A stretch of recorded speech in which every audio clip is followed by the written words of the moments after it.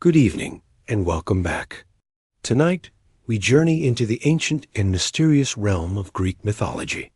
Wherever you may be listening from, settle in, grow comfortable, and let the old stories unfold.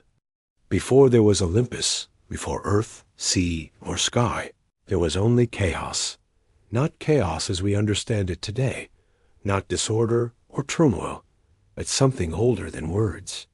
It was a vast, silent void, without shape, without direction, without meaning. It was neither good nor evil. It simply existed. From this boundless emptiness came the first stirrings of being. Gaia emerged, the earth, vast and unmoving. Tartarus followed, the deep abyss beneath all things. And Eros arose, the force of attraction, the unseen bond that would drive creation forward. These were not gods in the later sense, but primal realities given form. Then came Nyx, the night, robed in a darkness, so profound that even chaos seemed to recoil. Beside her stood Erebus, the deep gloom of the underworld. From their union came Ether, the bright upper air, and Hemera, the day, destined from the beginning to pursue her mother endlessly across the sky. Thus, night and day were born, not through science, but through myth, through a family of unseen powers who brightened and dimmed the heavens in eternal rhythm. Gaia did not remain alone. From her own being she brought forth Uranus, the star-filled sky, who became both her son and her consort. When he arched above her, the world gained its first shape, a vast dome of heaven over a broad and fertile earth. Gaia also birthed the mountains, wild and towering, and Pontus, the restless sea, whose waters surged long before ships ever touched its surface. Together, earth and sky formed the first great union, and from their joining came the Titans, 12 mighty beings who ruled the cosmos before the rise of Zeus. 6 sons were born: Oceanus, the encircling river; Hyperion, lord of light; Cous, the questioning mind; Crius, keeper of celestial cycles; Iapetus, ancestor of humankind; and Cronus, the youngest and most cunning. 6 daughters followed: Theia, radiant mother of sun and moon; Rhea, destined to mother the gods; Themis, embodiment of divine order; Mnemosyne, memory itself; Phoebe, the shining intellect; and Tethys, nourisher of the waters. Yet Gaia's womb brought forth more than beauty.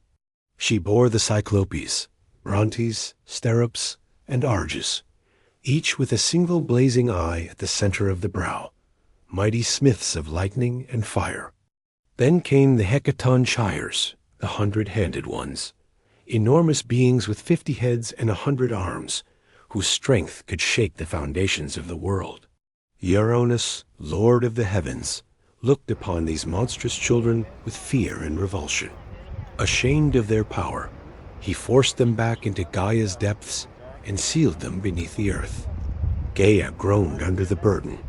Once nurturing and proud, she now suffered with every breath. From her anguish grew resolve. In those earliest ages, before law, before justice, before the plow or the sword, the world was shaped not by craft, but by force, union, and sorrow.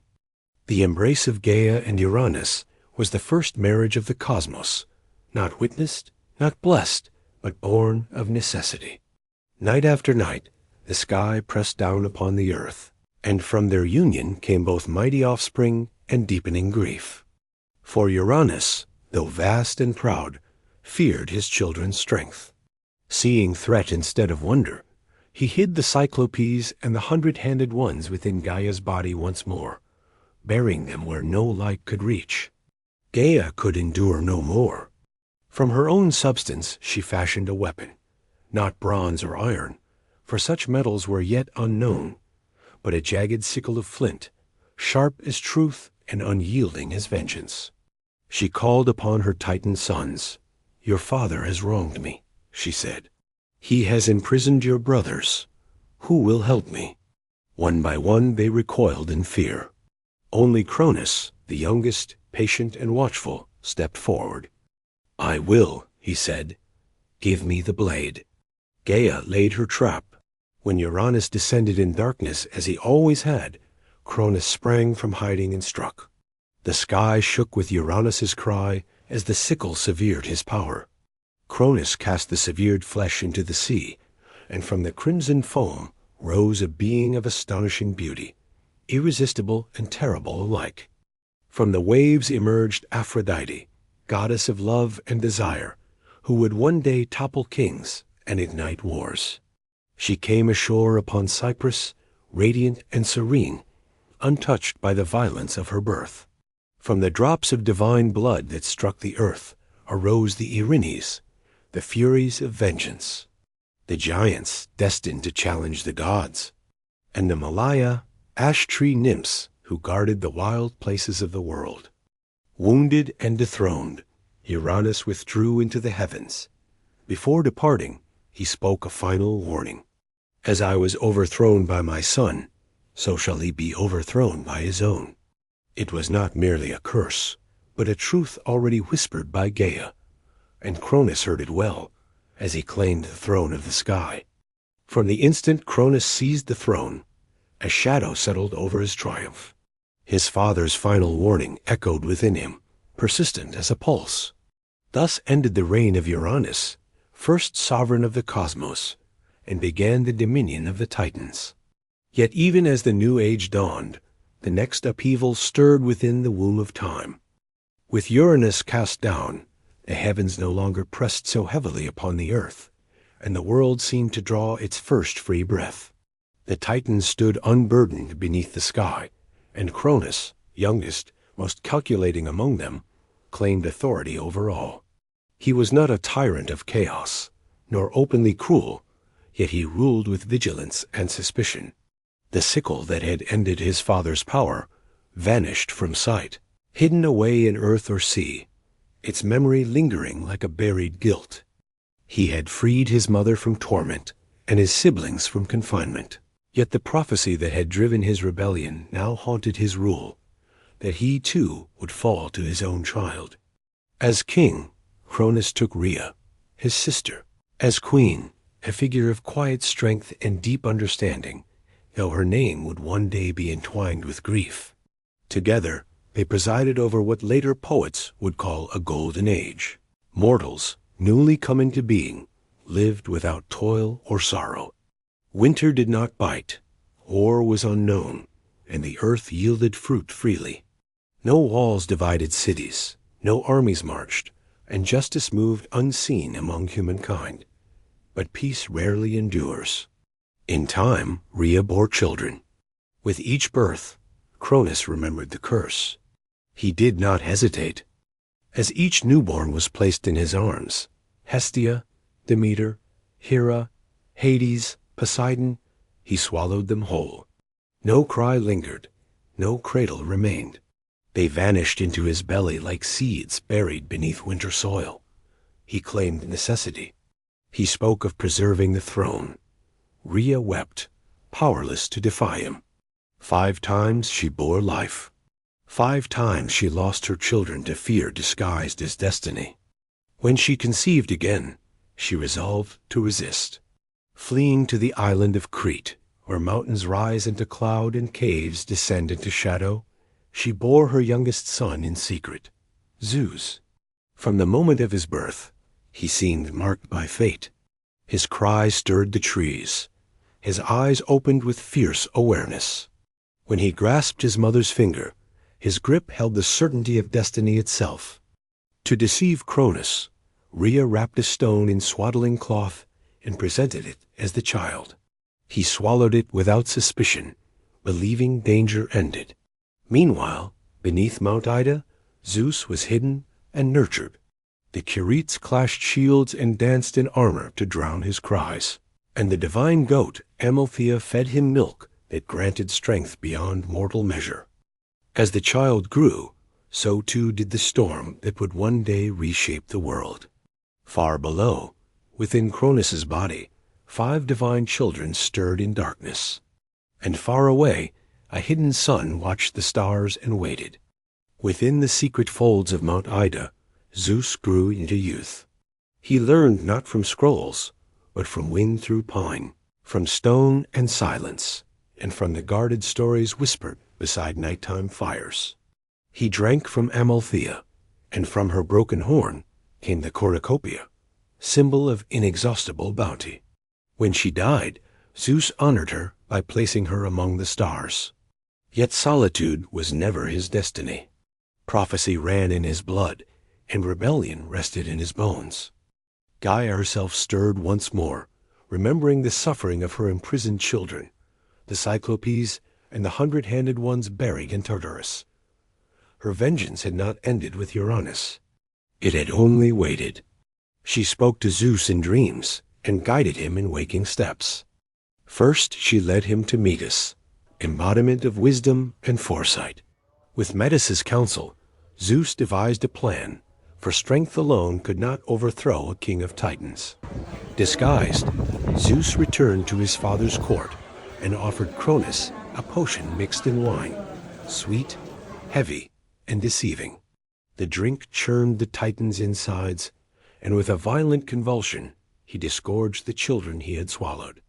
They emerged not as infants, but fully formed and radiant. Hestia, keeper of the sacred flame. Demeter, giver of grain. Hera, regal and unyielding.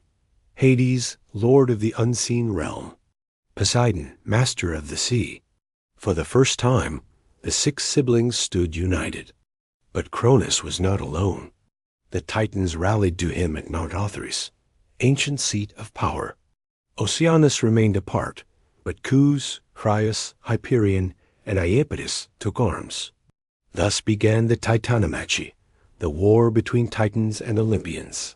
For 10 years the conflict raged. Thunder split the heavens. Fire scorched the mountains. Seas rose in fury, and winds howled across a trembling world. The Titans held Othrys, while Zeus and his allies stood upon Mount Olympus. Neither side prevailed. Gaia counseled Zeus again. Victory required freeing the Cyclopes and the 100-handed ones from Tartarus. Zeus descended into the abyss and shattered their chains. In gratitude, the Cyclopes forged divine weapons, the thunderbolt for Zeus, the trident for Poseidon, and the helm of invisibility for Hades.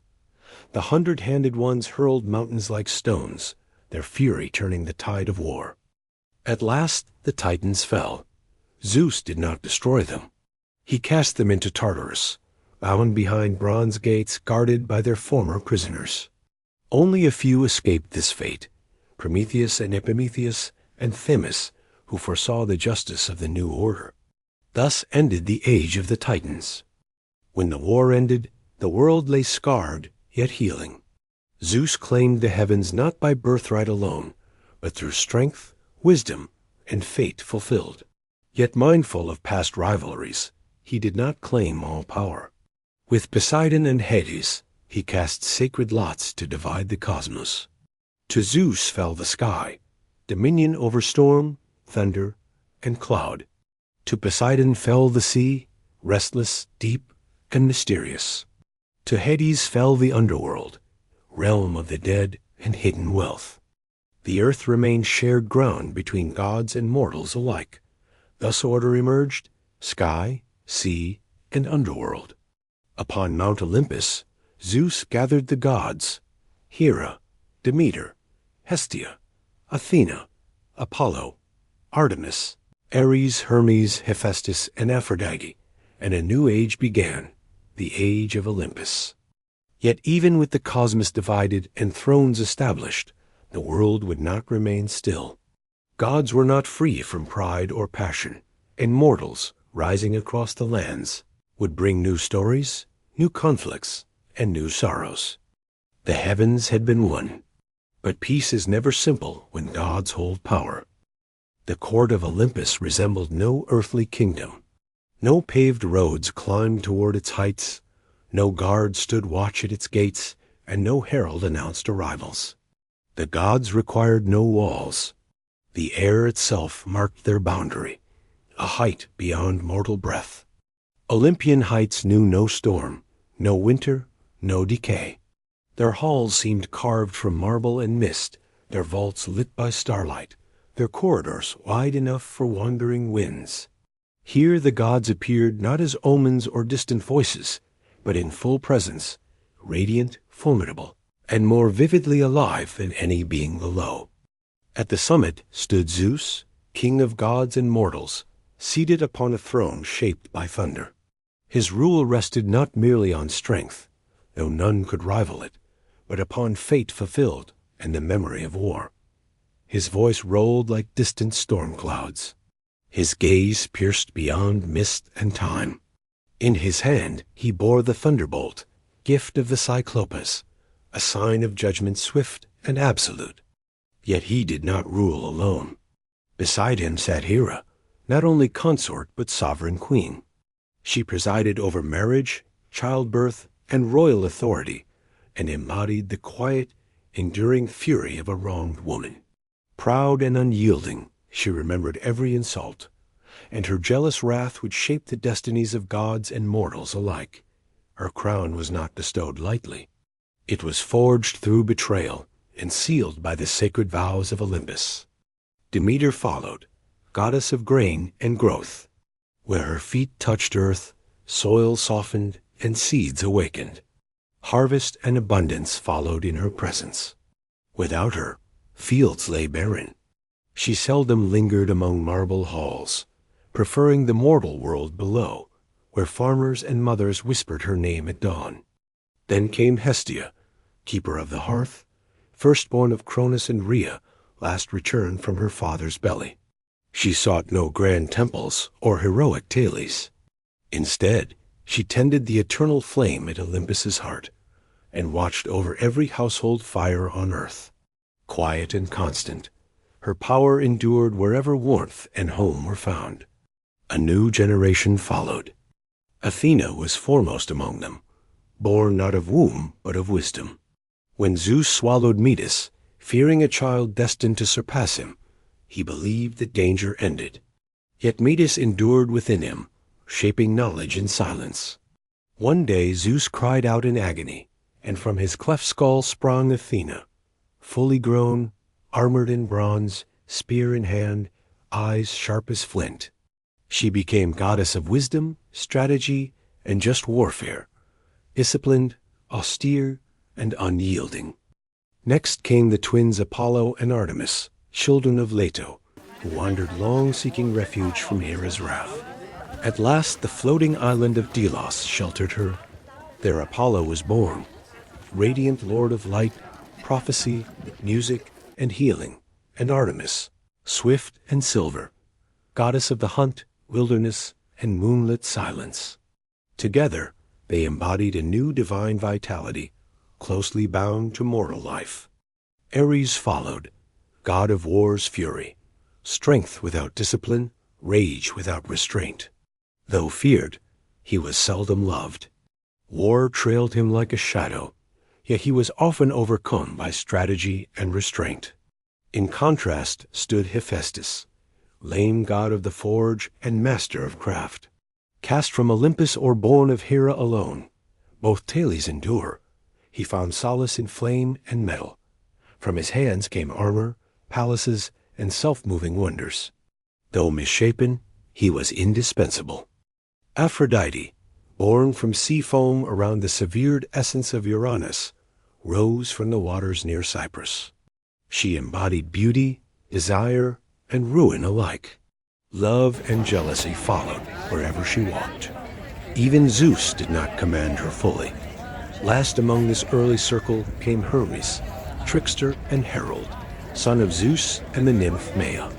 Swift between realms, winged sandals at his feet, he stole Apollo's cattle on the day he was born, then charmed forgiveness with music and wit.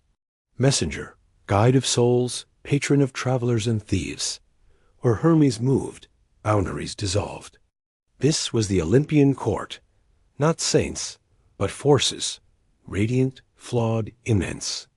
They quarreled, loved, rivaled, punished, and intervened in mortal affairs. From Olympus they watched the world below, and shaped its unfolding story. The age of the Titans had passed. In its place arose an era of gods who walked among mortals, of heroes born from divine unions, and of a world forever altered by divine hands. Peace, however, remained fragile. Before cities rose and prayers were carved into stone, the earth knew no humankind.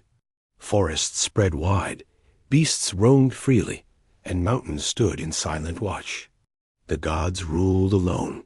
It was Prometheus, a titan of ancient lineage, who first envisioned humanity. He had sided with Zeus during the Titan War, not from loyalty, but foresight. His name meant forethought, and he possessed the gift of prophecy. His brother Epimetheus, afterthought, acted rashly where Prometheus reasoned deeply. Prometheus shaped mankind, some say from river clay, others say in the image of the gods. However formed, humans were fragile, soft-skinned, slow, without claw, fang, or fur. Winter chilled them, beasts threatened them, and darkness left them helpless. Moved by pity, Prometheus asked Zeus to grant them aid. Zeus refused. Fire, he declared, belonged to the immortals alone. Prometheus defied him. He stole flame from Hephaestus's forge, hid it within a fennel stalk, and delivered it to humankind. Fire crackled beneath the stars. Warmth, craft, cooking, metalwork, and language followed. Humanity began to build and to defy. Zeus's anger was swift. To punish mankind, the gods fashioned a gift disguised as blessing. Hephaestus shaped a woman of perfect beauty. Aphrodite bestowed charm. Hermes granted cunning. Athena clothed her in radiant garments. She was Pandora, all gifted, given a sealed jar containing the world's sorrows, disease, toil, grief, madness, envy, and death. She opened it, releasing suffering into the world. Only hope remained within. Prometheus's punishment followed. Zeus chained him to a remote mountain. Each day an eagle devoured his liver. Each night it regrew. Immortal, he endured endless torment. Yet Prometheus held a secret, a prophecy Zeus feared, that the king of the gods would one day fall through his own offspring. Thus Zeus could not destroy him. And so the Titan endured, while humanity lit fires in the dark and told stories of the one who had defied the heavens. Later poets would describe humanity's journey as a series of ages. In the Golden Age, under Cronus, mortals lived free from toil and sorrow. The earth provided abundantly. Death came like gentle sleep. Their spirits became guardians of justice. The Silver Age followed, long-lived but foolish people who neglected the gods. Zeus destroyed them for their arrogance. The Bronze Age birthed a race of warriors forged for battle. They lived by the spear and perished by it, leaving little behind but echoes of war. Yet decline did not remain unbroken. From the ashes of bronze and blood arose a brief and brilliant era, the heroic age, unlike any that had come before. It was not simply another rung in mankind's decline, but a bright pause in the fall, an interlude of splendor that flared between ages like a torch in a windless night. These mortals were not made of earth alone. They carried the mingled inheritance of Olympus and soil, divine blood braided with human breath. They were the heroes. They founded cities and named them after victories. They crossed seas that had never known sails. They wrestled beasts older than memory and defied kings who claimed the world by force. Their lives were brief, their fates often cruel, but their deeds endured, carried forward in song, carved into stone, and repeated as prayer. This was the age of Perseus and Heracles, of Theseus and Atalanta, of Jason and the Argonauts, of Hector and Achilles and Odysseus. They fought monsters and foreign armies, and at last they fought one another at Troy, where even glory tasted of ash. Many fell young, many more vanished into obscurity. Yet their stories refused to die. Some were granted a resting place beyond the edge of the world, the Isles of the Blessed, where the sea is gentle, the light is endless, and the great-hearted rest without sorrow. The heroic age did not last, but while it burned, it lit the world. And then came the age Hesiod named as his own, the Iron Age, the one in which we still stumble forward. This is the era of toil and heaviness, of bitter soil and weary backs. Men labor from dawn to dusk, raise children beneath the shadow of hunger and war, and grow old in pain. Bonds that once held fast now snap easily, between friend and friend, brother and brother, host and guest. Justice, once radiant, walks with her gaze turned away. Oaths are made cheaply, and broken more cheaply still. The gods, if they watch at all, often watch in silence. In the Iron Age, men build towers but forget the roots beneath them. They chase gold and power, strip forests to the bone, and call it progress. And it is said that one day even this will end, that the gods will turn away entirely, and mankind will fade like smoke scattered by the wind. Yet still we endure. We still build. We still hope. We still tell stories of a time when mortals were golden, and gods walked near enough to be heard. And perhaps that fragile hope, trembling though it is the one thing Zeus never reclaimed when Pandora's jar was opened.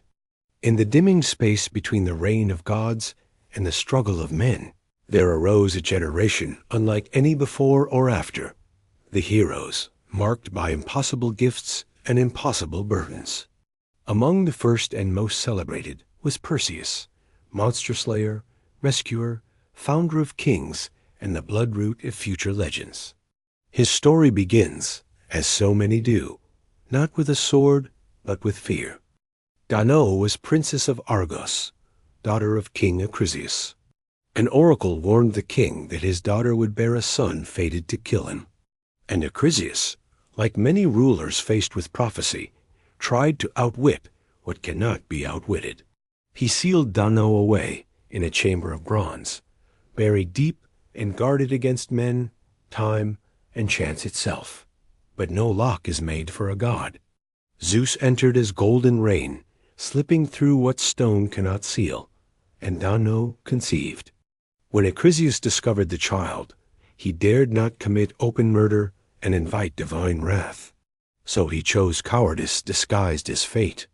He placed mother and infant in a wooden chest and cast them into the sea, trusting waves and darkness to finish what he would not.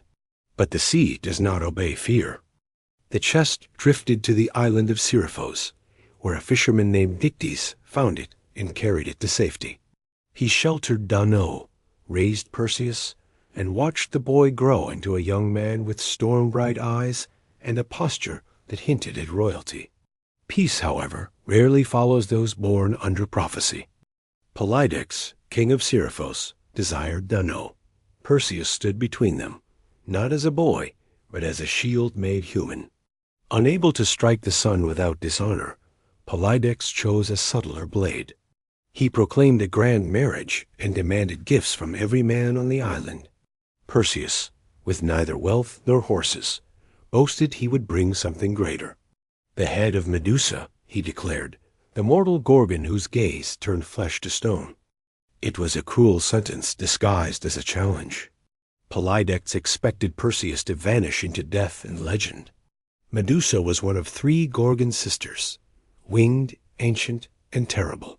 Their hair a nest of serpents, their eyes a curse. Only Medusa could die. Her sisters could not. Many had sought her. None returned. Yet Perseus did not walk alone. Athena, stern goddess of wisdom and war, gave him a polished shield bright as a mirror, so he could look without looking, strike without meeting her eyes. Hermes gave him a curved blade and winged sandals, and sent him to the the gray sisters who shared one eye and knew the paths that led beyond the world. Perseus stole their single eye and traded it back for knowledge. They told him where to find the nymphs who guarded divine tools, the helm of Hades that granted invisibility, a sacred sack to hold what could not be safely held, and the secrets of Medusa's hidden lair, where night clung to stone and silence had teeth. Armed with gifts and guided by fate, Perseus flew to the ends of the earth. He found the Gorgons sleeping amid a ring of statues, men and beasts frozen forever in their last moments. He did not look directly. Holding Athena's shield before him, he moved by reflection, stepping backward with measured care. Then, in a single swift motion, he severed Medusa's head, and from her spilled blood rose wonders and horrors. Pegasus, the winged horse, and Chrysor, born in a heartbeat of death, children of Poseidon released into the world as Medusa fell. Her sisters screamed and tore at the air, but Perseus vanished beneath the helm's shadow, and the deed was already irreversible. On his return, he passed the shores of Ethiopia, where Andromeda, daughter of Cepheus and Cassiopeia, had been chained to a rock as sacrifice to a sea monster sent by Poseidon. Perseus saw her, pitied her, and fought. He slew the beast, or turned it to stone with Medusa's head, depending on which singer tells the tale, and claimed Andromeda as his wife, the mother of a future line. At last he returned to Seriphos. Polydex mocked his story. Perseus answered without argument. He revealed the Gorgon's head, and the king and his court became statues of their own arrogance. Dictys, who had shown kindness to a castaway mother and child, became ruler in Polydex's place. Yet prophecy waits. Perseus eventually returned toward Argos. Acrisius fled, still fearing the words of the oracle. But fate does not need a willing victim. At athletic games, Perseus threw a discus. It veered, struck an old man among the crowd, and killed him. Acrisius. No malice, no intention. Only the clean, merciless shape of prophecy fulfilling itself. Thus Perseus became what the oracle had promised, not by choice, but by inevitability. He had slain a monster, saved a maiden, founded a line, and carried destiny without surrendering to cruelty. And from that bloodline would come the next great thunder in the story of gods and men, Heracles. If Perseus was the first blaze of heroic legend, Heracles was the wildfire, immense, unstoppable, and tragic. His name rolled across the Greek world like distant thunder, heavy with triumph and sorrow. He was a descendant of Perseus, born in Thebes, and fathered by Zeus. The gods granted him strength beyond measure, and ensured his life would be steeped in suffering.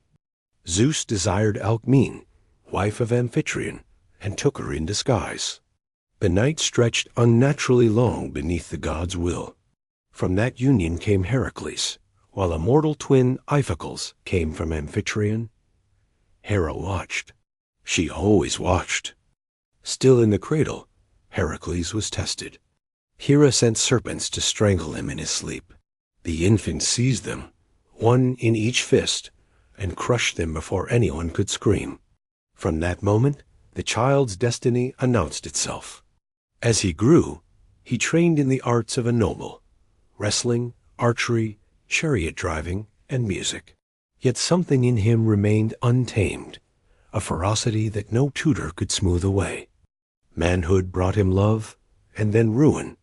He married Megra, daughter of King Creon, and for a time lived in peace. Then Hera struck again, flooding his mind with madness. In a frenzy, he killed his wife and children with the very hands meant to protect them. When clarity returned, he stood among bodies in silence. No god answered his grief. Seeking atonement, he went to Delphi. The oracle decreed that he must serve Eurystheus, king of Tyrants, his weaker cousin, but one favored by fate. Only through obedience, humiliation, and suffering could he cleanse his blood guilt. So began the 12 labors, deeds so vast that even the immortals took notice. The first was the Nemean lion, a beast whose hide could not be pierced by bronze or iron, whose roar shook valleys, whose claws tore men like cloth. Heracles drove the Nemean lion into its own cave, where claws and arrows meant nothing. In that narrow darkness, he wrapped his arms around the beast's throat and squeezed until the struggle left it. No blade could pierce the hide, so he peeled it with its own claw and wore the skin thereafter, a second body, a mantle of invulnerability, a warning to the world.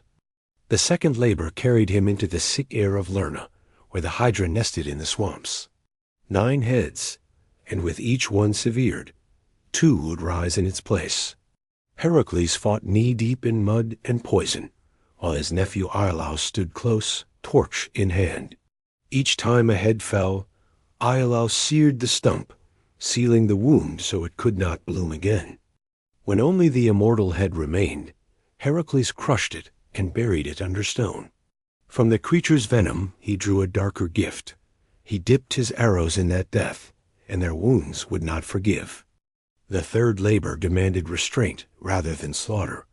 The Cyrenian hind, golden-horned and swift, sacred to Artemis. Heracles pursued it for a year, across hill and river, through seasons that changed like moods of the gods. When at last he caught it, he did so gently, bringing it back alive, and Artemis, stern and bright, granted him a reluctant mercy. The fourth sent him to Arcadia's snow, and the Erymanthian boar, a brute of the wild. He chased it into deep drifts where its strength became its trap, then wrestled it down and hauled it home in chains. Eurystheus, hearing the commotion, hid himself in a bronze jar, trembling while Heracles laughed. The fifth was humiliation dressed as command, the Augean stables, fouled by countless cattle and years of neglect. Heracles did not bow to broom or shovel. He broke the land's stubborn order and redirected rivers through the filth. In a single day, the waters cleansed what men had left to rot for decades. The sixth labor rose into the sky. The Stymphalian birds, man-eaters with bronze beaks and razor feathers. With Athena's aid, he rattled them from their nests, startled them into flight, and shot them down as they wheeled above the marshes like a storm of knives. The seventh took him to Crete for the Cretan bull, a sea-born fury that had already stained the island's fate. Heracles locked arms with the beast, wrestled it into submission, and drove it back alive, its eyes burning with salt madness. The eighth drew him north into Thrace, to the mares of Diomedes, horses trained to crave human flesh. Heracles turned cruelty against its source. He fed their master to them. The horses, having tasted the hand that held their chains, became quiet, as if their madness had found its end. The ninth labor demanded diplomacy, and then blood, the girdle of Hippolyta, queen of the Amazons. At first the queen offered it willingly, honor to honor. But Hera, always weaving poison through rumor, stirred suspicion among the warrior women. Chaos erupted. Steel answered steel. In the turmoil Hippolyta fell, and Heracles escaped with the belt in his grasp and grief at his heels. The 10th carried him to the edge of the known world, to Erythea, where Geryon, triple-bodied giant, kept red cattle guarded by a herdsman and a monstrous hound. Heracles fought them all, then drove the herd across leagues and lands. At the strait, where seas narrow between continents, he set the pillars of Heracles, a marker of how far a man could go and still return. But Eurystheus, craving loopholes like a miser craves coin, declared 2 labors void. Iolaus had aided with the Hydra, and rivers had aided with the stables. 2 more were demanded. The 11th sought the golden apples of the Hesperides, guarded by nymphs and a dragon coiled at the root of the tree like living midnight. Heracles approached Atlas, the sky-bearer, and offered a trade. Atlas would fetch the apples while Heracles held up the heavens. Atlas returned with the fruit, and with a smile that meant abandonment. But Heracles asked only one favor, a moment to adjust his cloak. Atlas lifted the sky again, and in that instant Heracles took the apples and left, carrying victory on the back of wit. The 12th and final labor was the most terrifying, to descend into Hades and bring back Cerberus, The three-headed hound. Heracles went unarmed, but for his strength stood before Hades and received grim permission. Then he grappled the beast, endured its snapping jaws, and dragged it into the world of light, foam, and fury spilling from its mouths. When he returned Cerberus to the underworld, the cycle of duty was complete. Redemption was earned. Peace was not. Heracles lived on through further wars, further loves, further mistakes. Hera's hatred did not age. In the end, it was not a monster's claw that ended him, but a gift mistaken for devotion. The poisoned blood of the centaur Nessus smeared onto a tunic by Deianira, who believed it a charm to bind love. The poison ate through his flesh like fire beneath skin. Heracles built his own funeral pyre on Mount Oeta. None dared light it until Philoctetes stepped forward. For that courage he received Heracles' bow, a weapon that would matter again in another war. The flames took Heracles' mortal part. Zeus lifted what remained to Olympus. There Heracles was granted immortality and wed to Hebe, goddess of youth. He became more than a story, he became a god. And his labors, born from guilt and grief, became the measure by which heroism itself would be judged. If Heracles was brute greatness, then Theseus was greatness shaped into law, cunning, civic, political, human. He was the spirit of Athens before Athens fully knew its own name, a hero who built as much as he broke. Theseus was said to have two fathers, Aegeus, king of Athens, and Poseidon, lord of the sea. His mother Aethra lay with both in a night thick with destiny. Raised far from Athens in Troezen, he grew up unaware of his claim. Before leaving, Aegeus hid a sword and sandals beneath a massive stone and told Aethra, "When the boy is strong enough to lift it, he will be ready to seek his birthright." At 16, Theseus heaved the stone aside, took the tokens, and chose the harder road. Many would have sailed safely to Athens.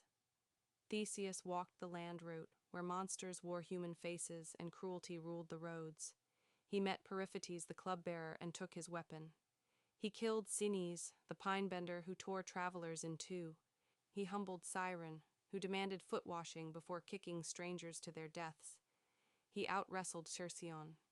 He ended Procrustes, who made guests fit his bed by stretching them or cutting them down. He did not merely survive the road, he cleansed it, step by step, as if carving a path for Athens to become more than a name. When he arrived, Aegeus did not recognize him. Medea, now at Aegeus's side, sharp with old sorcery, saw the threat and urged poison. But Theseus revealed the sword and sandals. Aegeus knocked the cup away and embraced his son in front of the court. Then the darker obligation of kingship rose. Athens, defeated by Crete, owed a bitter tribute. Every 9 years, 7 youths and 7 maidens were sent to be devoured by the Minotaur, half man, half bull, kept in the labyrinth beneath the palace at Knossos. The monster existed because of Minos' pride and a god's punishment. A bull from the sea meant for sacrifice, kept instead. A queen cursed into desire, a shame born and hidden. Daedalus built the maze to contain it, but nothing can truly contain a hunger fed by fear. Theseus volunteered, not as offering, but as hunter. He promised Aegeus, if he returned alive, his ship would carry white sails, if not black. In Crete, Ariadne saw him and loved him. She gave him a thread, simple as mercy, powerful as fate, and taught him how to survive the maze's lies. Theseus entered the labyrinth, found the beast, and fought it in darkness. He killed it, then followed the thread back to the world. He fled with Ariadne and the freed Athenians, but love in myth rarely ends cleanly.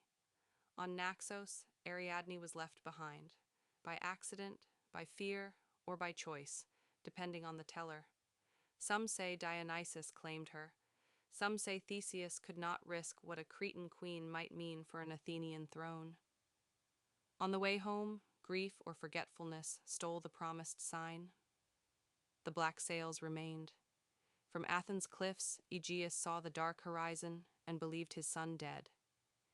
He threw himself into the sea, and it took his name, the Aegean. Theseus became king. He unified Attica into one city-state, established festivals and laws, bound villages into a single civic body. He was hero as architect. Yet even he was not spared myth's cruelty. He joined Heracles in war, traveled with Pyrrhus into the underworld, madly seeking Persephone, an act of arrogance punished by death's stillness. Theseus was trapped upon a chair of forgetfulness until Heracles, passing through on his own descent, tore him free. In the end, Athens outgrew its king. Theseus was driven into exile, fled to Skyros, and was betrayed, cast from a cliff by a jealous ruler. Later, the Athenians would retrieve his bones and honor him, but in the moment of death, he was alone. Heracles remained the symbol of the body's impossible strength. Theseus became the symbol of the city, law, order, and the hard human work of shaping society from chaos. Long before Troy burned, there was a voyage that gathered legends into one ship and sent them east into the unknown, the quest for the Golden Fleece.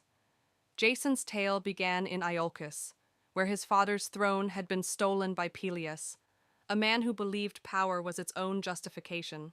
Fearing the child who might return for vengeance, Peleus tried to erase Jason early, but the boy was smuggled away and raised by Chiron, the wise centaur who trained heroes as others train blades.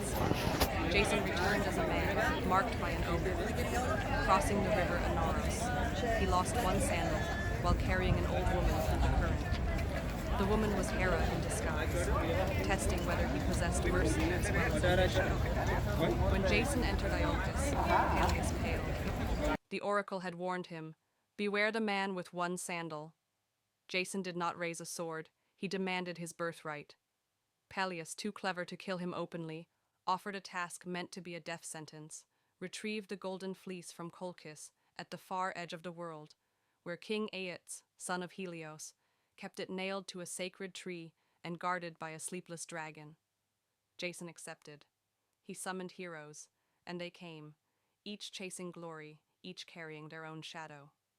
The ship Argo was built by Argus with Athena's guidance, and in its prow was set a plank from Dodona, a speaking timber that could whisper fate. They sailed into legend. On Lemnos they found an island ruled by women who had slaughtered their men. Jason lay with Queen Hypsipyle and left sons behind, seeds of a story he would not stay to harvest. In Thrace they met Phineus, a blind seer tormented by harpies that fouled his food and stole his peace. The Boreads drove the harpies away, and Phineus paid them in prophecy how to pass the simple gades, the clashing rocks, twin cliffs that slammed shut like jaws on any ship that dared the passage. They released a dove. It flew through, losing only a feather. The Argo followed at full speed. The rocks snapped and scraped her stern, barely. After that, the cliffs stood still, as if the sea had granted them passage for their audacity. At last they reached Colchis, a land of iron, fire, and ancient oaths, where hospitality and danger wore the same face. Below is the continuation of the story, written in English with an epic narrative tone and fully original phrasing.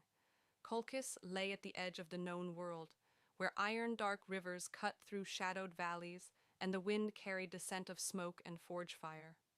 Its mountains stood stern and ancient, and even the sunlight seemed harsher there, as though the land itself remembered older powers. When Jason and the Argonauts arrived, they did not come as conquerors. In those distant ages, a stranger was sacred before he was suspect, and so they entered the city under the protection of custom and the watchful eyes of the gods. King Aeates received them in a hall lit by braziers that burned without flicker. Behind his throne blazed a great fire, a reminder that he was son of Helios, keeper of a lineage bound to flame and light.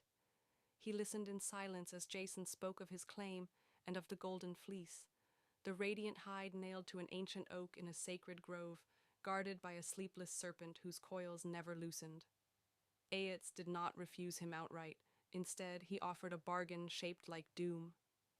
"If you are worthy," the king said, "prove it."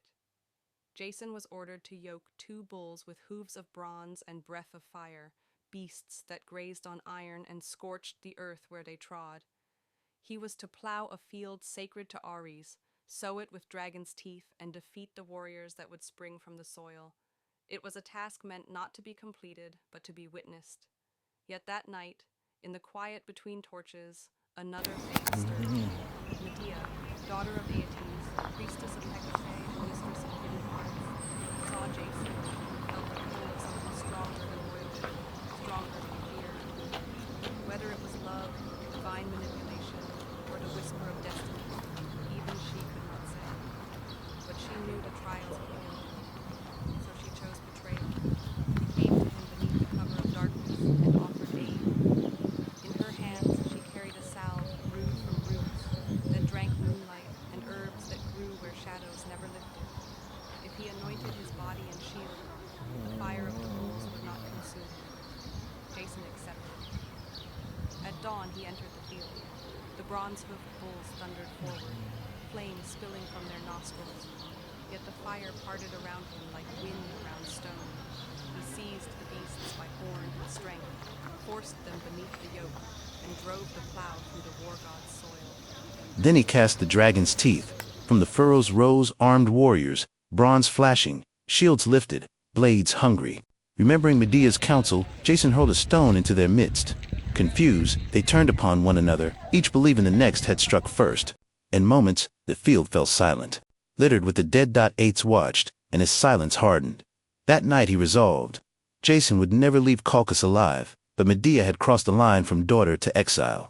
She guided Jason to the sacred grove where the golden fleece shimmered in the half-light, its surface burning like trapped sunrise. At its base coiled the serpent guardian, ancient and tireless. Medea sang to it. Her voice was low, woven with spells older than language. The serpent's coils loosened, its eyes dimmed. Sleep, or something like it, claimed the creature. Jason stepped forward, lifted the golden fleece from the tree, and felt its warmth surge through his hands like living fire. They fled before dawn. The escape was swift and merciless. Ates pursued them across river and sea. To delay her father, Medea committed an act so terrible that even the gods turned their gaze aside. She slew her own brother, Absyrtus, and scattered his remains across the waters. Ates slowed to gather the pieces, bound by duty and grief. And the Argo gained distance in the widening dark. Their journey home was no simple return. Storms rose without warning. Strange shores offered false refuge. At times, the sea itself seemed to question whether they deserved to survive what they had taken, yet they endured. When Jason returned to Iolcus, fleece in hand, Peleus did not yield the throne. Power rarely surrenders to promises. Once more Medea's cunning altered fate. Through deception and dark persuasion, she turned Peleus' own daughters into instruments of his death, convincing them they could restore their father's youth by cutting him apart and boiling him in a cauldron of herbs. They obeyed. No miracle followed. Jason gained neither peace nor lasting rule. Blood bought victory, and blood demanded payment. He and Medea fled into exile. Years passed. In Corinth, Jason sought security through a royal marriage, abandoning Medea and their children in pursuit of legitimacy and power. What followed became one of the darkest tales in Greek myth. Betrayed and cast aside, Medea answered with a vengeance beyond human comprehension. She destroyed Jason's new bride and, in some tellings, slew her own children to deny him lineage and legacy. She escaped in a chariot drawn by dragons, leaving Jason with nothing but the wreckage of ambition. He lived long enough to see the Argo rot upon the shore, the ship that had once carried glory, now collapsing into driftwood. One day he sat beneath its decaying hull, a relic beneath a relic, and a falling beam struck him dead. Thus ended the life of Jason, not in battle, but beneath the ruins of his own legend. The voyage of the Argo became more than a quest for gold. It was a tale of loyalty and betrayal, of divine favor and human frailty, of how glory gained by courage may yet be undone by pride, and long after the fleece lost its luster. The story endured, carried by sailors, sung by poets, and remembered whenever men dared the unknown, believing that destiny waits beyond the edge of the map. But Ates agreed to surrender the golden fleece only if Jason could accomplish tasks no mortal was meant to survive. He must yoke the fire-breathing bulls, plow a sacred field with them, sow it with dragon's teeth, and then defeat the warriors who would rise from the earth. These were not trials of bravery. They were trials of impossibility. The quest would have ended there had the gods not intervened. At Hera's urging, Eros loosed an arrow tipped with irresistible longing into the heart of Medea, daughter of Ates. She was a priestess of Hecate, mistress of herbs and poisons, untouched by love and cold as moonlight. Yet, at the sight of Jason, her heart betrayed her. She gave him a potion to shield him from flame. She taught him to cast a stone among the earthborn warriors so they would turn upon one another. And at last, she led him to the fleece itself, guarded by a serpent that never slept. Medea whispered spells older than memory, and the creature sank into enchanted slumber. Jason seized the fleece, brilliant and soft as molten gold, and fled with Medea into the night. Ates pursued them with ships, but the lovers bought time with blood. Medea took her young brother Absyrtus, slew him, and scattered his remains into the sea. Bound by grief and sacred duty, her father halted to gather the pieces for burial. The Argo escaped, its wake darkened by crime and sorcery. Their journey home was long and wandering, past Scylla and Charybdis, through hostile shores and treacherous waters. At last, they returned to Iolcus, but Peleus refused the throne he had promised. In vengeance, Medea deceived his daughters, persuading them that she could restore their father's youth if they cut him apart and boiled him in a cauldron of enchanted herbs. They obeyed. No miracle came. Horror turned the people against Jason, tainted by treachery. He was driven into exile. He fled to Corinth with Medea, and for a time they lived in uneasy peace. Yet ambition still gnawed at him, seeking legitimacy and royal favor. Jason cast Medea aside and chose a Corinthian princess as his bride. Medea's fury became legend. She sent the bride a robe, steeped in poison that burned flesh and bone alike. Then, in an act too terrible for the world to forgive, she slew her own sons, denying Jason both legacy and comfort. She escaped in a chariot drawn by dragons, a gift of her grandfather Helios, and vanished into the horizon. Jason, broken and forgotten, returned to the ruins of his former glory. In his final days he wandered alone. One afternoon, resting beneath the rotting hull of the Argo, a beam fell loose and struck him dead. So ended the hero who had crossed the edge of the world, not in battle, not in triumph, but in silence beneath the bones of his own legend.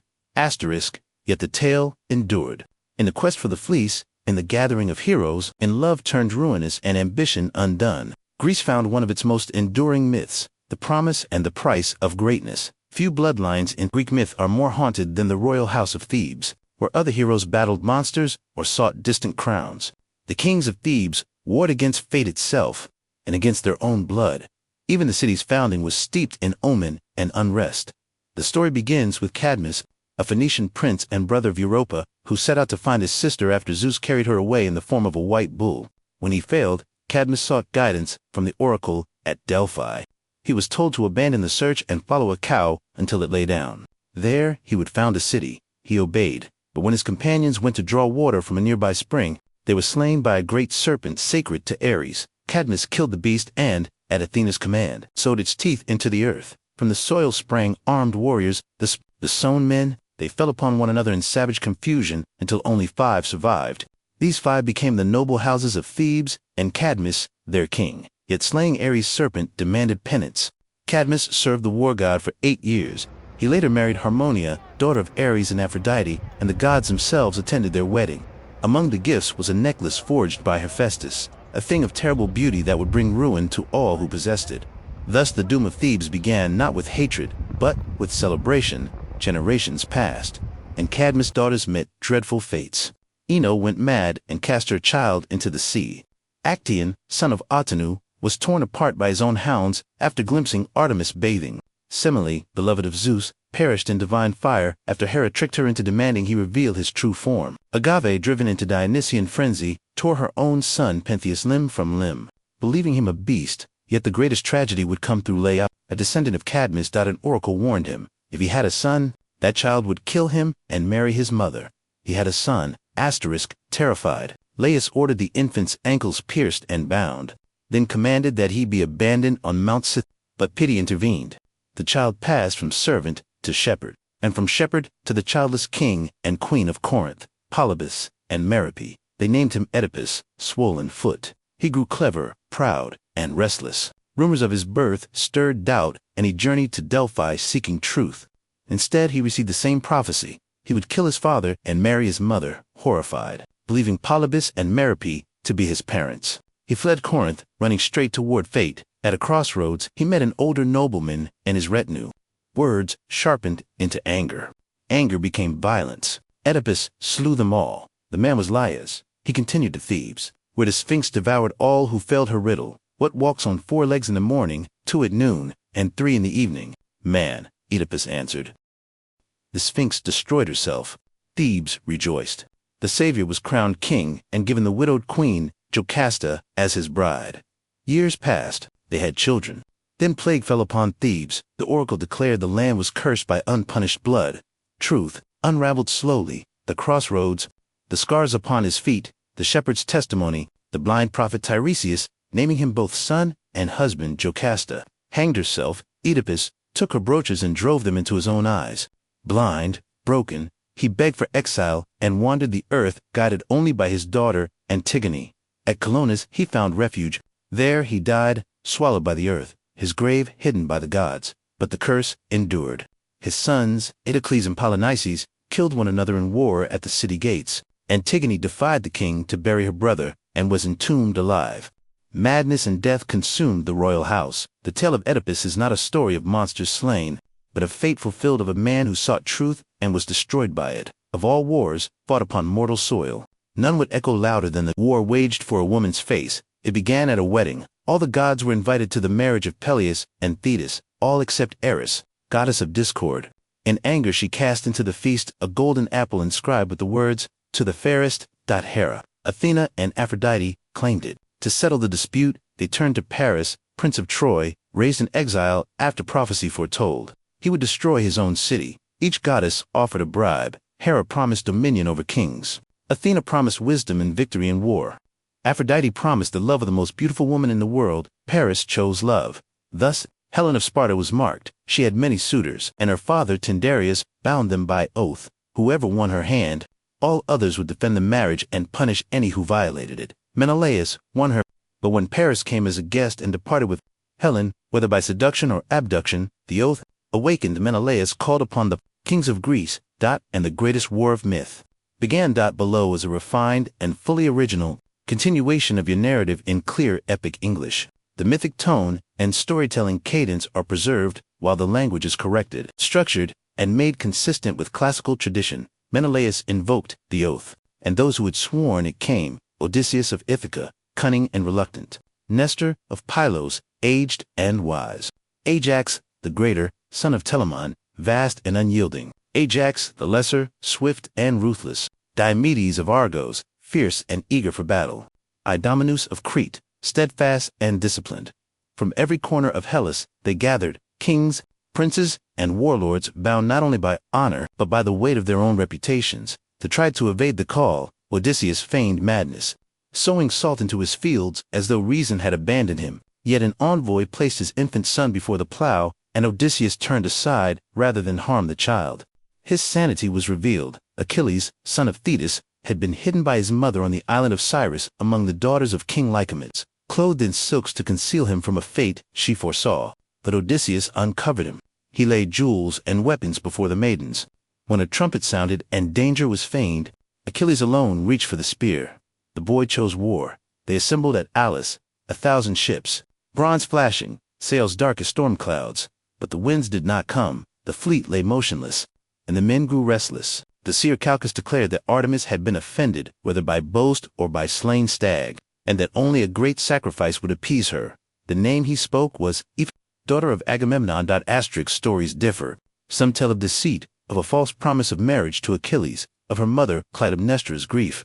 Some speak of a last-moment rescue, Artemis replacing the girl with the deer. Yet in many tellings, the blood was real, and the gods watched as the king killed his own child for the sake of war. The winds rose, the fleet sailed east, and the world changed. The Greeks came ashore before Ilium not as raiders, but as judgment. For 10 years they would camp beneath its walls, the great city of Priam, defended by his sons, Hector, noble and doomed; Paris, beautiful and weak; Deiphobus, Helenus, and many others. The gods themselves chose sides. Hera, Athena, and Poseidon favored the Greeks. Aphrodite, Ares, Apollo, and Artemis aided Troy. Zeus strove for balance, yet even he bent beneath the pull of fate. The war had begun not merely with spears, but with broken oaths, sacrificed daughters, divine rivalries, and mortal pride. It would not end in glory, but in fire. By the time Homer's Iliad begins, the war has dragged through 9 exhausting years. The Greek camp has hardened into a grim settlement of blackened huts and beached ships. Raids, supply, food, survival replaces glory. Within Troy's walls, raised by divine and mortal hands alike, the people endure. Allies arrive from distant lands, Sarpedon of Lycia, Memnon of Ethiopia, renewing the city's strength. Yet the Greeks will not depart. Pride binds them as tightly as their oath. War lives in men's hearts. And in this war, two burned brightest, Agamemnon, lord of kings, and Achilles, son of Thetis, unmatched in battle and fated to die young. Their quarrel began over a woman. In a raid, the Greeks seized captives. Chryses, daughter of Apollo's priest, was given to Agamemnon. Briseis, a princess, to Achilles. When the priest came bearing ransom, Agamemnon drove him away. The old man prayed to Apollo, and the god answered with plague. Death passed silently through the camp. Chas revealed the cause. Agamemnon returned Chryses, but demanded Briseis in compensation. Achilles rose in fury. He called the king greedy and dishonorable. Before gods and men he swore he would fight no more. He withdrew to his ships, and with him went the Myrmidons, warriors forged for war. From that moment the tide turned. Without Achilles, the Greeks faltered. Hector drove the Trojans forward with quiet, relentless courage. He fought not for glory, but for city, wife, and child. The Greeks were pushed back to the sea. Ships burned. Heroes fell. Patroclus, companion and beloved friend of Achilles, watched despair spread through the ranks. When the Trojans threatened the ships, he begged Achilles to let him fight in his armor. Achilles consented. Clad in borrowed glory, Patroclus drove the Trojans back, but victory intoxicated him. He pressed too far to the very gates of Troy, where Hector met him in battle. Patroclus fell. With him died the last restraint upon Achilles' grief. When Achilles learned the truth, his cry shook the camp. He did not weep like a man. He howled like a storm. Thetis brought him new armor forged by Hephaestus, bronze bright as the sun, a shield engraved with the whole world. Achilles returned to war. He cut through ranks like fire through dry grass. Rivers choked with the dead. He chased Hector around Troy's walls 3 times before they met face to face. Hector fought bravely, but Achilles was relentless. He struck him down and, in rage, dragged the body behind his chariot. Denying burial, it was Priam, old king of Troy, who ended that madness. Guided by Hermes, he entered the Greek camp at night and knelt before Achilles. He kissed the hands that killed his son. He spoke as a father. Achilles wept. He returned Hector's body and granted safe passage. For a moment, grief stilled the war. Achilles would not live to see its end. A poisoned arrow, whether loosed by Paris or guided by Apollo, struck his heel. The single place he could be wounded, he died young. Unmatched. The Iliad ends not with victory, but with funerals and shared sorrow. Yet the war continued. After 10 years, the Greeks vanished. At dawn, the Trojans saw empty shores, and before the sea gate stood a colossal wooden horse. A Greek named Sinon claimed it was an offering to Athena. If brought into the city, he said, it would ensure Troy's dominance. Laocoon, priest of Poseidon, warned them, beware Greeks bearing gifts. He hurled his spear into the horse. The wood shuddered. At that moment, the sea serpents rose from the surf and crushed Laocoon and his sons. The people took it as a sign. They brought the horse inside. That night, as Troy slept, a hidden door opened. Odysseus, Menelaus, Diomedes, Neoptolemus, and others emerged. The fleet returned from hiding. Fires spread, gates opened. What followed was not war, it was annihilation. Priam was slain at Zeus's altar. Cassandra was dragged from Athena's temple. Hector's infant son, Astyanax, was thrown from the walls. The city burned. Women were enslaved. Troy fell. Menelaus found Helen. Some say she wept.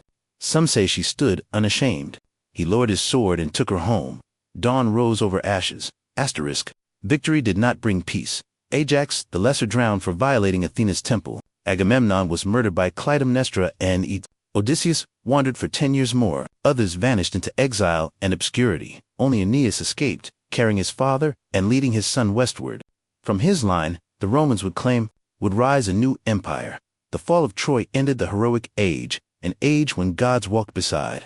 Men and glory outweighed peace. The war began with an apple and ended in ashes, and for those who survived, the journey home would prove more terrible than the war itself. Murdered at the threshold of a foreign land. Clystra, bloodied and unrepentant, stood over her husband's body and claimed the act as justice. In that house, vengeance had become tradition. In time, vengeance came again. Orestes, son of Agamemnon and Clytemnestra, returned from exile and slew both his mother and her lover. Urged on by Apollo and downed by the Furies, ancient goddesses who punished kinslaying with madness, his was a tale of blood and absolution, one that would echo in Athenian courts and myths for generations. But his was not the only path home. Twisted by divine hands, Minos and Helen wandered along across the sea, driven southward to Egypt by contrary winds. Some versions say the Helen who went to Troy was only a phantom, and the real woman had remained in Egypt the whole time, waiting unaged while a war raged for her shadow. Others say she went willingly with Paris, and that Minos forgave her, wearied by war and longing for peace. They returned to Sparta at last, and ruled together in uneasy silence. But Helen's name, once a poem, had become a curse, and Sparta would never again rise as high as the day she left. But it was Odysseus whose journey became the most storied, the most sorrowful, the most enduring. After Troy, he sailed not for home, but into a 10-year trial by sea, caught between the wrath of Poseidon and the whims of fate. He was no innocent. Odysseus had contrived the wooden horse and led the sack of Troy, and in doing so, had desecrated temples and angered gods. Poseidon in particular had marked him for punishment. Odysseus's ship was hurled from island to island, each more strange than the last. He blinded Polyphemus, the Cyclops, son of Poseidon, escaping with the clever name of Nobody. He deaded with Circe, the sorceress who turned his men into swine, and with Calypso, the sea nymph, who kept him as a lover for 7 long years.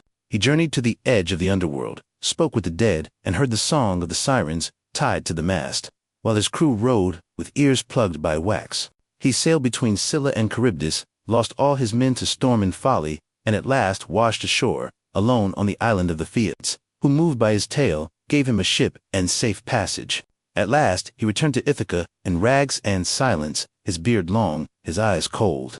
There, in his absence, suitors had overrun his house, feasting and plotting to marry his wife Penelope, who had waited, weaving and unweaving the same shroud by candlelight. Odysseus, with the help of his son Telemachus, his loyal swineherd, and the bow only he could string, slew the suitors one by one. Blood filled the great hall. Peace returned, but only for a time. The cycle of war and vengeance was never far behind. Many others fared worse. Ajax the Lesser was struck down by Athena for his crimes. Diomedes, though valiant in war, returned to find his wife unfaithful, and his city turned against him. He wandered west, founding cities, fading into legend. Phyllis, who had slain Paris with Heracles' bow, found no welcome home, and became a wanderer. Neomos, the son of Achilles, was killed in Delhi, cut down at Apollo's altar, perhaps in penance for the blood he spilled at Troy. The Trojan War had promised glory. It had delivered only ashes.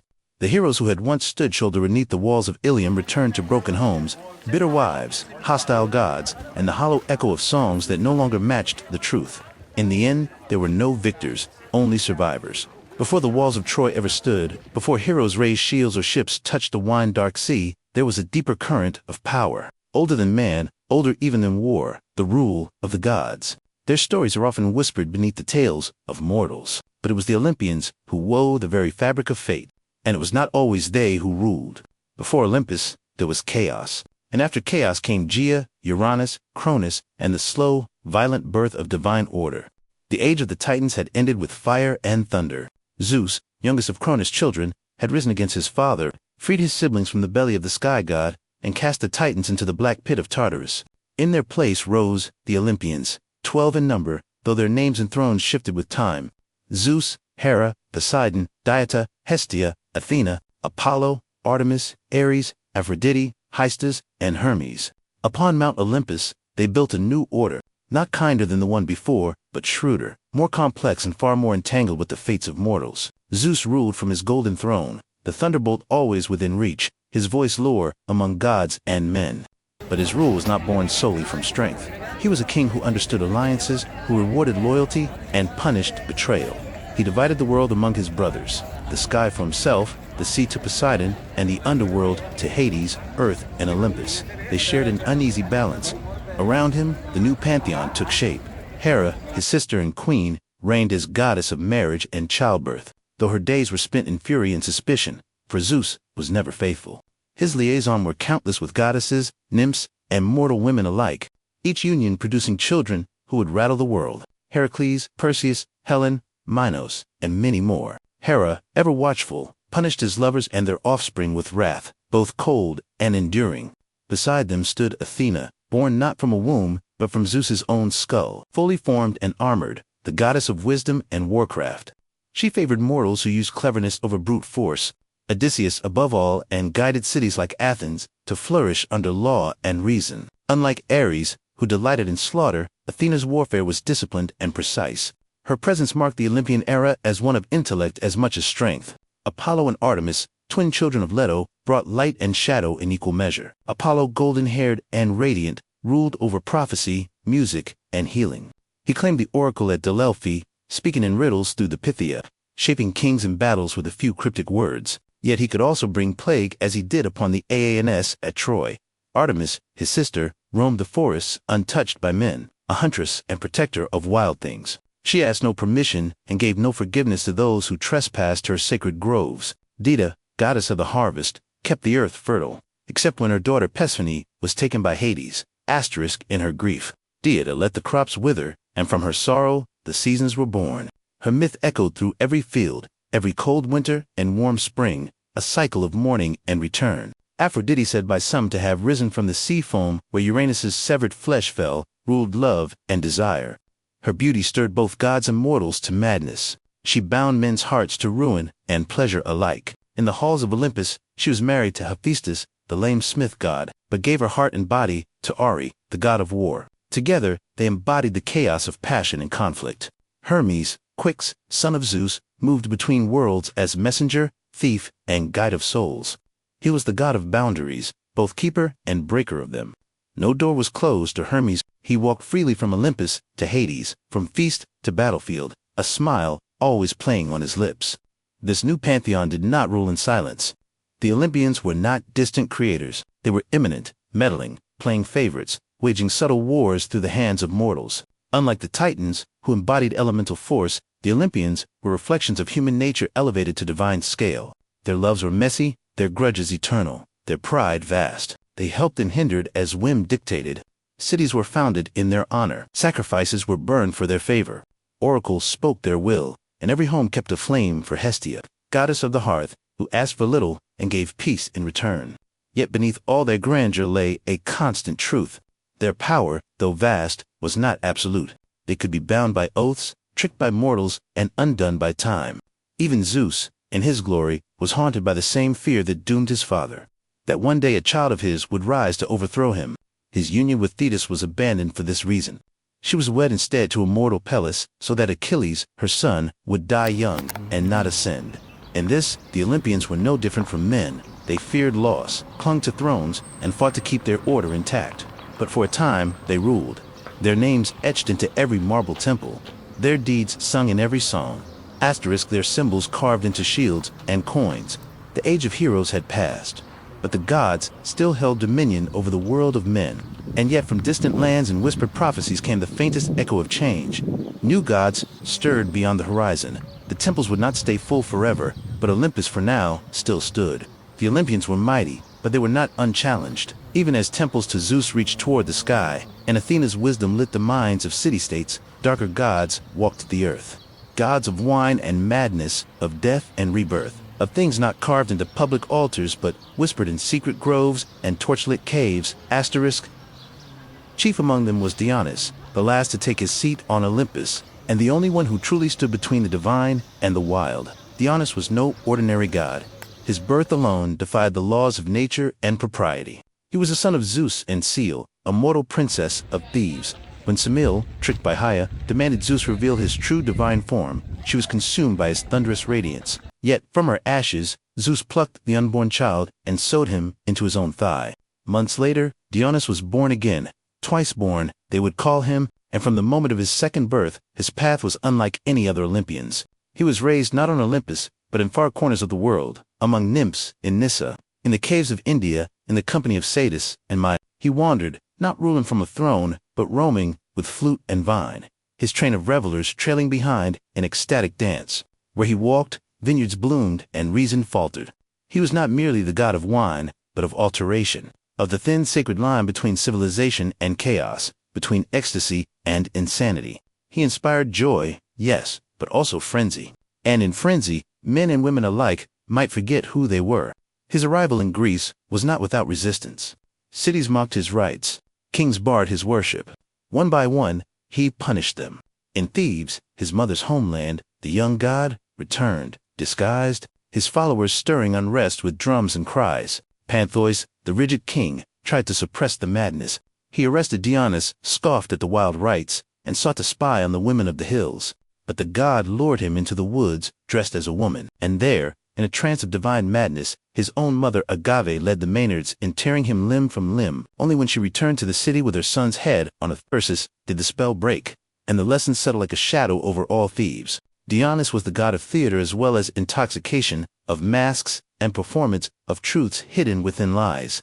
His festivals became the heart of Greek drama, where comedies and tragedies alike were performed in his honor. Through masks and songs, the Greeks gave shape to fears and desires they dared not speak aloud. To worship Dionys was not to bow before power, but to surrender to it completely. And with Dionys came something new to the Greek world: mystery cults, religions of initiation, secrecy, and rebirth. Unlike the formal rites of Olympus, mystery cults promised something personal. In the Eleusinian mysteries, followers of Dieta and Persephone reenacted the story of descent and return of a daughter lost to death and found again. The Orphics, followers of the poet mystic Orpheus, spoke of Dionys as a god torn apart and resurrected, a god whose suffering brought wisdom and whose rites promised freedom from the cycle of rebirth. These mysteries did not reject the Olympians, but they moved beneath them quieter and deeper. They offered hope where the thundering gods gave only lore. They whispered of a soul that could endure, that could transcend the mortal body. And in that promise, the old certainties began to tremble. Even on Olympus, the cracks began to show. The gods feuded more bitterly. Ares and Athena vied for the hearts of warriors. Apollo fell in love too often and too fatally. Hyanthos, Daphne, Coronis, leaving death and transformation in its wake. Aphrodite, jealous and capricious, punished mortals for the very desire she stirred. The gods began to resemble the mortals they ruled: proud, fickle, wounded, and lost. In Dionys, the Olympian order met its mirror and its undoing. He was divine and yet lived as a wanderer. He brought joy yet left madness. He tore down kings and raised up peasants.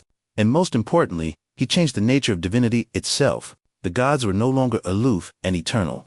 Through mystery, through ritual, through wine and song and madness, mortals could feel the breath of God within them, not in temples, but in themselves. And somewhere in the distance, beyond the wine-dark seas and the marble columns, new gods stirred. Rome was rising. The world was changing. And Olympus, for all its thrones and thunders, could already feel the wind shifting on the mountaintop. The Olympians, for all their immortality and glory, did not confine their stories to the high halls of Olympus. They descended again and again into the world of men in the form of lovers, tempters, warriors, or punishers. They mingled with mortals and left behind not just oracles or omens but children. These children of gods and mortals, Domitians, were born into a world that neither fully embraced them nor could ever fully contain them. Some became kings, others monsters, but a few became legends, their stories lasting longer than the walls of Troy or even the temples of the gods who sired them. Foremost among these was Heracles, the son of Zeus, and Ammon, a mortal queen of thieves. His conception was marked by trickery. Zeus came to Almine in the form of a husband, drawing out the night so that it lasted twice as long. From that deception, Heracles was born, already shadowed by Hera's wrath. For Hea, the queen of heaven, could never abide her husband's infidelities, and she made the life of Heracles a crucible of torment. While still in his cradle, she sent serpents to kill him, and the infant strangled them with his bare hands. Heracles grew into a man of impossible strength, but it was not brute force that defined his legend. It was penance. In a fit of divinely sent madness, here's vengeance again. He killed his wife and children. Racked by grief, he sought purification at the oracle of Delhi. There he was told to serve Eurystheus, a petty king, and complete 12 labors, each more impossible than the last. He wrestled the Nemean lion, whose hide no blade could pierce. He slew the Lernaean hydra, cauterizing each writhing neck. He captured the Erynthian boar, cleansed the stables of Algus in a single day, drove away the stowbirds, and tamed the Cretan bull. He stole the girdle of Hippolyta, queen of the Amazons, seized the cattle of Geryon, fetched the golden apples of the Hesperides, and descended into Hades to bring back the hound, Cerberus. Each trial was more than a feat of strength. They were encounters with death, with the edge of the world, with the very fabric of human suffering. Through them, Heracles became more than a hero. He became a symbol of mortal endurance, of pain redeemed through effort. At his death, poisoned by a robe soaked in the blood of a centaur, he built his own funeral pea and climbed atop it, mortal no longer. The gods took him to Olympus, where even Hea at last accepted him as divine. He became the only mortal to join the pantheon, a god forged in agony. Yet Heracles was not the first demigod, nor the only one whose story shaped the fate of mortals. Long before him came Perseus, another son of Zeus, born of Dieta. who was imprisoned in a bronze tower because of a prophecy that her child would kill her father. But fate, once set in motion, cannot be locked away. Zeus came to her not as a man, but as a shower of gold, and from that union, Perseus was born. Abandoned at sea in a chest, mother and child survived and were taken in by a kind fisherman, but again, a king's lust. This time, Polyctus, who desired Dana, set Perseus on a path of peril, ordered to bring back the head of Medusa, the Gorgon whose gaze turned men to stone.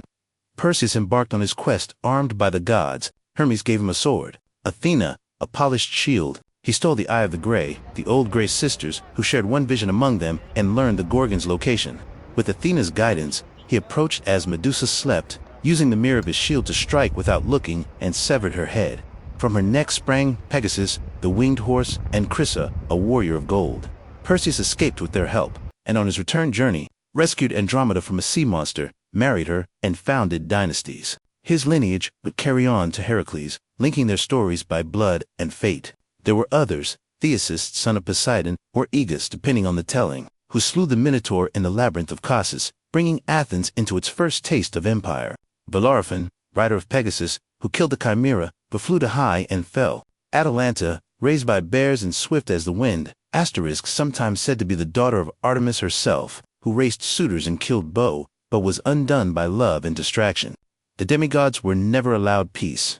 Their blood was too divine for comfort, too mortal for eternity. The gods watched them with pride and fear, for each one tested the boundary between Olympus and earth, and the mortals worshipped them not just for their triumphs, but for their struggles.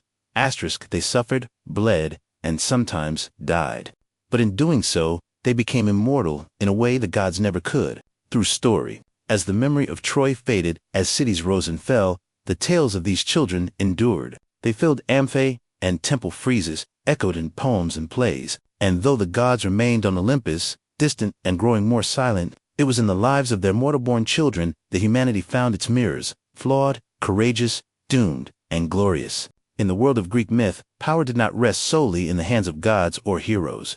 There was something older still, something deeper, humming beneath every choice and every death, every victory and every sorrow. Fate, it was not a god, though the gods themselves feared it. Asterisk, asterisk. Awareness, and awareness, too late, was often indistinguishable from tragedy. Still, men sought prophecy. They climbed mountain paths to Delhi, brought gold and goat blood, asked questions in trembling voices. For even if fate could not be changed, it could be faced. To know the storm was coming was not to stop it, but it was, perhaps, to die with eyes open. In this tension between knowledge and helplessness, between the known and the feared, the Greeks found meaning. Their stories were not about victory over destiny, but dignity within it. Even the gods watched the loom of the fates, unable to sever the threads they disliked. Hector knew he would die, and still strapped on his armor. Achilles knew he would not return, and still sailed to Troy. Oedipus sought to flee his doom, and instead ran headlong into it. And Hypatia kept breathing year after year, whispering riddles in the smoke. Her voice, the cold breath of a world that had already decided what was to come. To the ancient Greeks, death was not the end of story, but merely the end of breath. What followed was not heaven or hell in the Christian sense, but a realm both more neutral and more ancient. A land beneath the earth where all the dead, great and small, noble and villainous, made their final journey. This place was Hades, named for the god who ruled it. And though it bore no flames, no pitchforks, no horned demons, it inspired a dread so deep that mortals seldom spoke the god's name aloud. They called him instead Pluton, the wealthy one. For all riches, all veins of silver and gold came from beneath the earth, and so too did the dead. The geography of the underworld was shaped not by logic, but by myth and memory. At its threshold ran the 5 rivers: Styx, the river of hatred and sacred oaths; Erin, the river of sorrow; Phleton, of fire; Cocytus of lamentation; and Lethe, of forgetfulness. Each marked a boundary not only physical, but spiritual. The dead arrived as shadows, Sukai, breathless and bloodless, stripped of voice and form, and crossed into Hades with the help of Charon, the ferryman. For coin, he would row them across Erin. Those without proper burial, those who could not pay, were left to wander the shores for 100 years, whispering and weeping. Upon entry, the souls were met by Cerberus, the 3-headed hound, who kept the dead in and the living out. Beyond him stretched the plains of Asphodel, gray and dim, where most souls drifted in forgetful silence, murmuring like dry leaves. But not all fates were equal.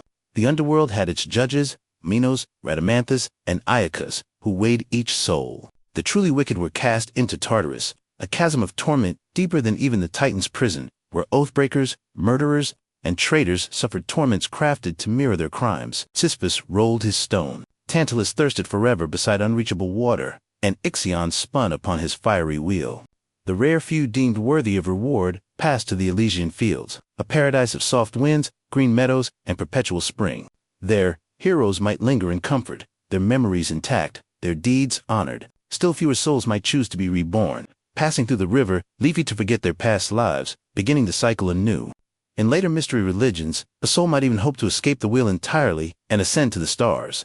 But such fates were rare and uncertain. At the heart of this realm stood Hades, stern and silent, a king without vanity. He did not seek worship, did not interfere in the affairs of mortals. He simply ruled, and he ruled absolutely. His realm did not change, and he preferred it that way. He was not evil, as later myths would paint him, but immovable, indifferent, the shadow cast by Zeus's storm and Poseidon's tide. And by his side stood Persephone, queen of the underworld, whose story, perhaps more than any other, reveals the strange duality of death in Greek thought. Persephone was the daughter of Diana, goddess of the harvest. One spring day, as she gathered flowers, the earth split open, and Hades rose in his chariot. He took her swiftly and without consent down into his realm. Dieta, in her grief, let the earth wither. Crops failed. Rivers dried. Famine swept across the land. No prayer could sway her. She would not let the world grow green again until her daughter was returned. At last, Zeus sent Hermes to retrieve Persephone, but because she had eaten pomegranate seeds, 6 of them, or perhaps just 1, she was bound to Hades. The compromise became a myth for the seasons. Persephone would spend part of the year in the underworld, and during those months, Dieta would grieve, and the world would grow cold. When Persephone returned, the earth would bloom. Life and death became a cycle, not a sentence. Over time, Persephone's role evolved. No longer merely a captive, she became a ruler in her own right. A queen of mysteries who walked among the shades with quiet authority. In the Eleusinian mysteries, the great secret rites held outside Athens. Her descent and return were reenacted each year, promising not only the return of the grain, but the hope of renewal for the soul.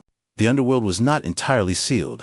A few mortals journeyed there and lived to tell of it. Orpheus sang his way past Cerberus and charmed Hades and Persephone, only to lose Eurydice with a backward glance. Heracles brought Cerberus to the surface. Odysseus, guided by Circe, sacrificed to the dead and called up the ghosts of Tiresias, Achilles, Agamemnon. Each one told him that death was not glorious, only final. Better to be a slave in life than a king among shades, said Achilles, once the greatest of the Greeks. And so the Greeks built their tombs with care. They buried the dead with coins for Charon, with weapons, wine, and songs. They poured libations and made offerings at the family hearth. For the dead were never truly gone. They haunted dreams, sent signs, and sometimes through rites and blood could even be called back for answers best left unspoken. The underworld was a mirror of life, of memory, of justice without appeal. It offered no heaven for the faithful, nor hell for the faithless. It simply existed, vast and dark, ruled by a god who did not seek love or prayers, only silence.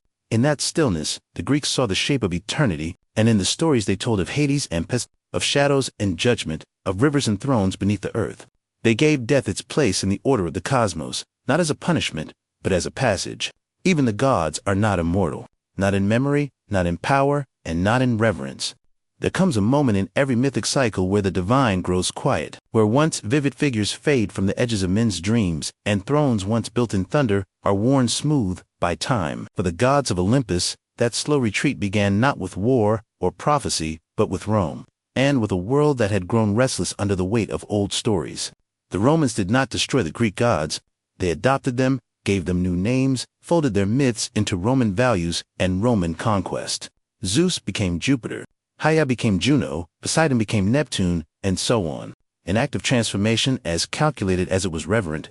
Rome admired the grandeur of Olympus, but it reshaped the gods to better reflect its ideals: order, hierarchy, empire. Jupiter thundered, not from a wild peak but from the Capitoline hill, dressed in the robes of a log. The wildness of Dionysus became the cultured Bacchus, and Athena's fierce independence softened in the civic wisdom of Man. It was not a law, though it governed even the divine. Fate was a truth, a force like gravity, unseen but inescapable, woven into the bones of the world.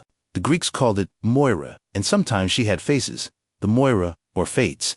Three sisters who spun, measured, and cut the thread of every life. Cloth spun the thread, Lysos measured its length, and Atropos, the one who could not be turned, cut it when the time came.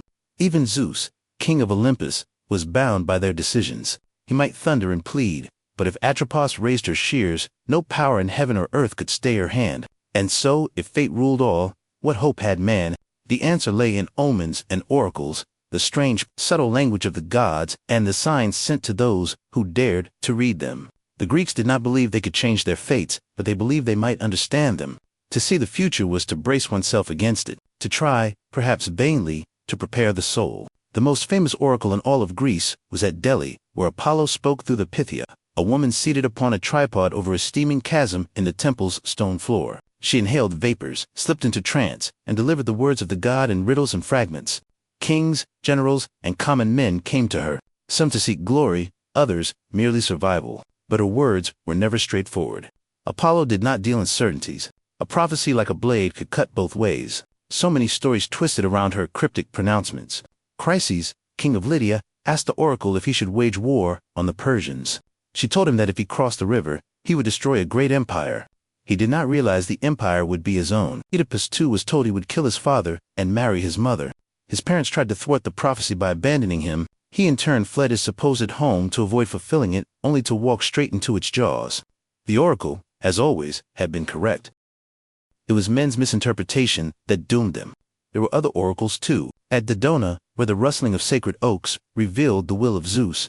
At Delos, where Leto gave birth to Apollo and Artemis. At Ammon in Libya, and countless smaller shrines where dreams, animal entrails, birds in flight, or the trembling of a flame gave voice to the unknowable.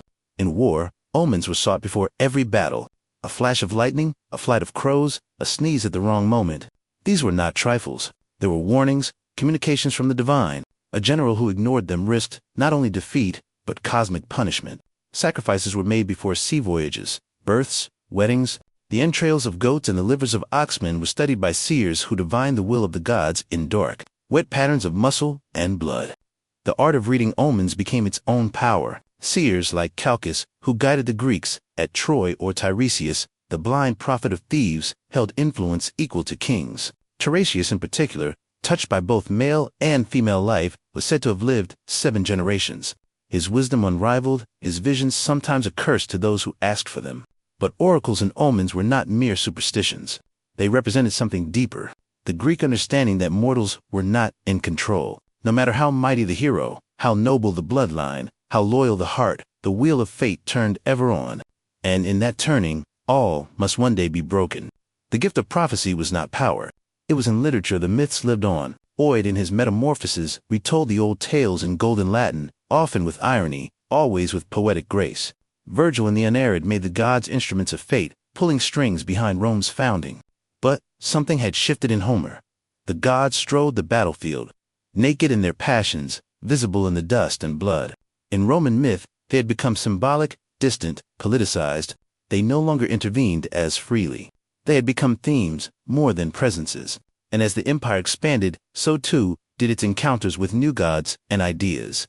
From the east came Mithras, a deity born from stone, slayer of cosmic bulls. From Egypt came Isis, mother of magic and life wrapped in silks and secrets. From Judea came a single, invisible god, one who forbade images, scorned idols, and made no room for divine siblings or thunder-wielding kings. These new cults did not simply compete with the Olympians. They undermined the entire architecture of Greek belief, where the old gods ruled by appetite and hierarchy. These new faiths offered moral clarity, unity, and salvation.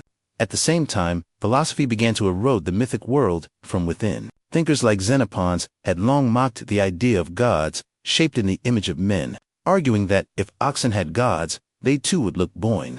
Plato admired the beauty of myth, but cast doubt on its literal truth, suggesting the gods must be perfect and good, not the jealous, lustful figures who bickered on Olympus. Epicurus declared that the gods existed but took no interest in human affairs, and that fear of divine punishment was a superstition to be cast off. Even Stoicism, with its stern ethical code, saw divinity not in figures but in reason itself, the logos that governed all.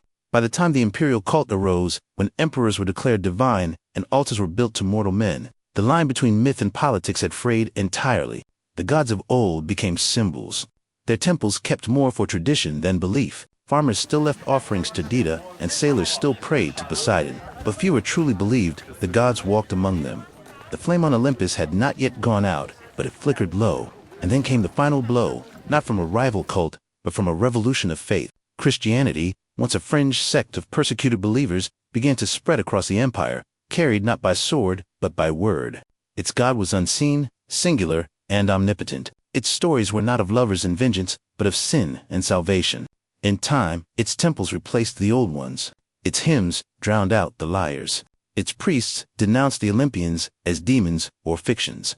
By the reign of Theodosius, the first pagan temples were closed by law, the Olympic Games abolished, and the rites of sacrifice outlawed. The gods did not resist. There was no final war between Zeus and Christ, no divine siege of Jerusalem or Rome. The Olympians simply faded like the last light of a long day. Their statues stood weathered and silent. Their altars went cold. The marble columns cracked and ivy crept up where priests once stood. The myths remained, but as literature, not faith. Children learned of Heracles in schools, not shrines. Artists painted Athena but did not pray to her. The gods, who had once commanded storms and fates, were now stories, beautiful, strange, haunting. And yet they endured. Even as their temples crumbled, they lived on in whispers, in poetry, in the architecture of Western imagination. They returned in Renaissance paintings, in Enlightenment philosophy, in romantic epics and modern they became archetypes of war and wisdom, of love and betrayal, of hubris and glory. The Greeks had given them human faces, and in doing so, had made them eternal in a different way. Though the temples fell, and the oracles fell silent, the myths of Olympus did not die. They became echoes, faint at first, like a distant lyre strummed in the wind, then louder as time passed, and the world once again began to listen.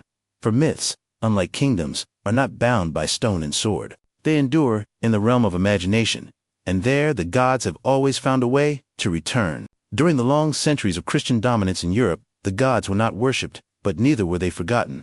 Monks and scholars copied ancient texts, sometimes grudgingly preserving Homer and Hesiod, Euripides and Sophocles, even as they condemned the beliefs these works once sustained. The old stories survived not in temples but in libraries tucked between sermons and treatises waiting. And then came the Renaissance, that great turning of the wheel when Europe looked backward to move forward.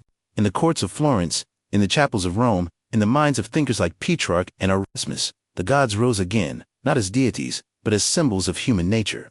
Painters draped Aphrodite in seashells and light. Sculptors gave Apollo his bow and grace. Poets invoked the muse once more.